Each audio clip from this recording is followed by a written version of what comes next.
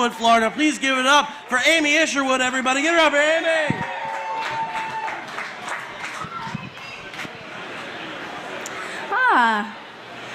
Sometimes I like to just sit back and relax on my porch with a glass of rosé and just reflect on all of my life's disappointments. I think drinking wine can be very sophisticated, so I've been trying to learn more about wines, specifically wine pairings. And I've discovered that red wines pair very nicely with my self-loathing and shattered dreams. Whereas I find white wines pair better with Vicodin. I do love wine. I don't consider myself one of those wine snobs, though, I consider myself more of a wine enthusiast. Because a wine snob only loves two things, right? Well, one, wine. The other, acting like they're better than everyone. But, a wine enthusiast like myself, I can appreciate a nice bottle of wine. But I'm also not too good to share a box of wine out in the park, in a plastic cup, with a hobo. But who I really admire, who I really respect? Paint huffers.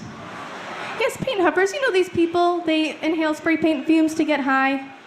Easily identified by a thin coat of Krylon covering their nose and mouth.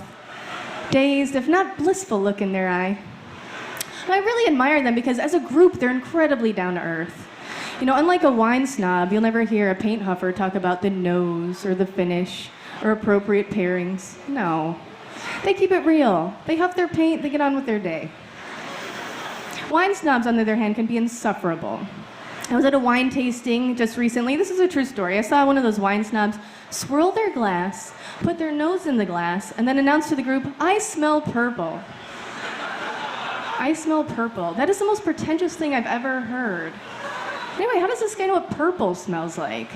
If a paint huffer ever said something as ridiculous as "I smell purple," I'd be like, well, all right, you would know. But, I do love drinking wine. Sometimes I take my wine drinking a little too far, and I know I've gone overboard when I black out. It's not something to be ashamed of. It happens to the best of us. But it can be scary, because the day after a blackout, you have to act like a detective to try to piece your night back together. You check your Facebook check-ins to see where you've been. You check your incoming, outgoing phone calls to see who you've been in contact with. But most importantly, you need to check your text messages to make sure you haven't sent anything embarrassing, like nude photos to Uncle Gary again. Sorry, Aunt Linda. Christmas is going to be weird this year. All right, thanks, everyone. Have a great night.